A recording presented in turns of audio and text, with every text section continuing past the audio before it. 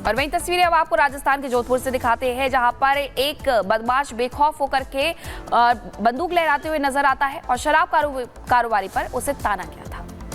और इस शख्स को ना तो पुलिस का खौफ है और ना ही इसको कानून का खौफ है, और दिन दहाड़े कैसे वो शराब कारोबारी पर उस पिस्टल को तान देता है, इस रिपोर्ट में आपको दिखाते हैं।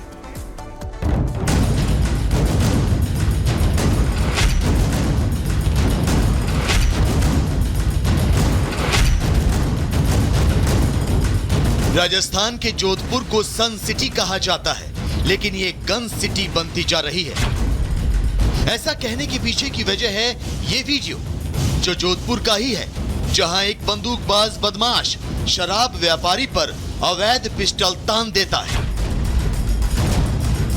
बताया जा रहा है कि बदमाश अपनी थार गाड़ी से शराब लेने पहुंचता है। शराब व्यापारी से पैसों को लेकर कहा सुनी होती है।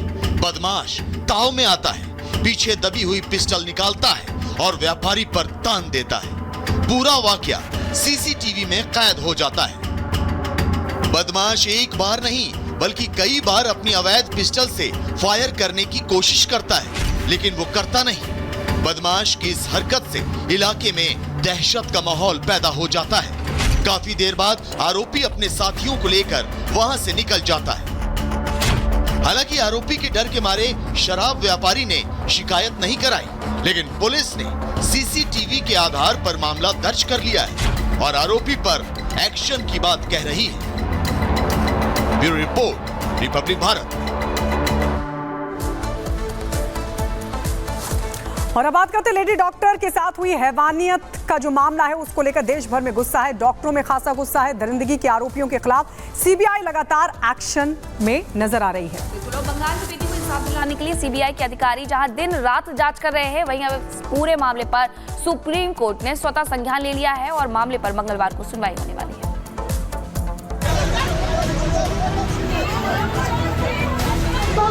ये वो जगह है जहां पर हिंसा हुई थी। इसी इमरजेंसी के तीसरी मंजिल पर जो वो सेमिनार हॉल है, पूरे जिस जगह तोड़फोड़ की गई उस पूरी जगह की जो मैपिंग है वो की जा रही है। कोलकाता में डॉक्टर बेटी से रेप और मर्डर को लेकर देश भर में गुस्सा है। लोग डॉक्टर बेटी को इंसाफ दिलाने के लिए सड़कों पर हैं, लेकिन अब कोई बचने वाला नहीं है। कोलकाता में दरिंदगी करने वाला एक हो या एक से ज्यादा, कोलकाता की बेटी को इंसाफ जरूर मिलेगा, क्योंकि इस रेप मर्डर केस पर सुप्रीम कोर्ट ने खुद नोटिस लिया है। 20 अगस्त को सुबह 10:30 बजे चीफ जस्टिस DY चंद्रचूड़ की बेंच मामले की सुनवाई करेगी।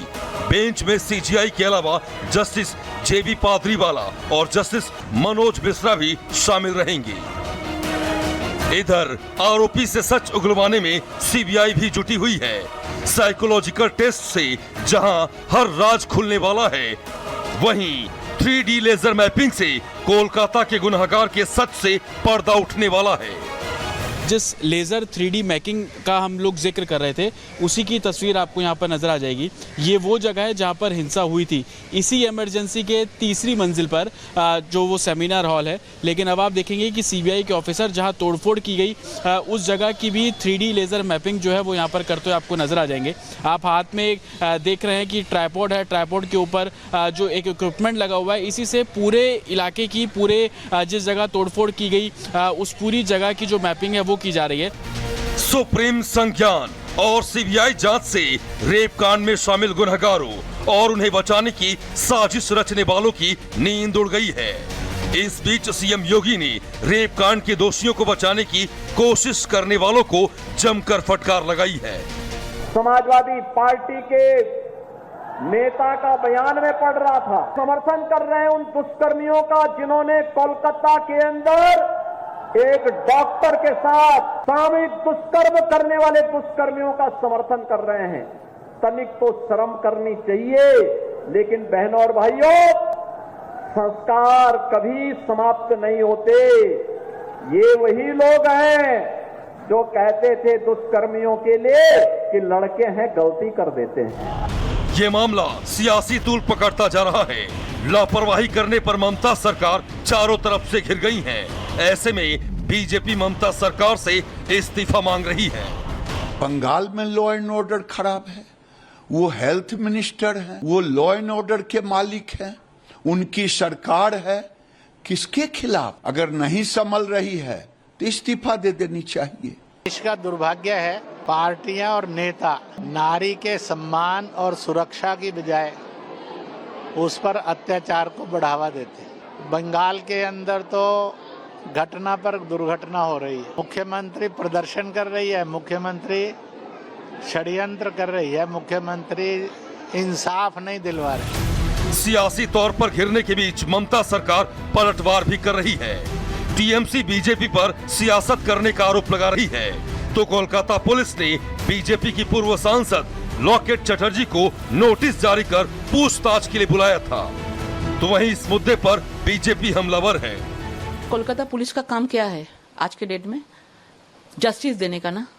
पूरा देश जस्टिस मांग रहा है, पूरा पश्चिम बंगाल रास्ते के ऊपर खड़ा हो गया जस्टिस मांगने के लिए। तो वो लोग का वो काम नहीं है जो सीबीआई को मदद करे, सीबीआई को सपोर्ट करे।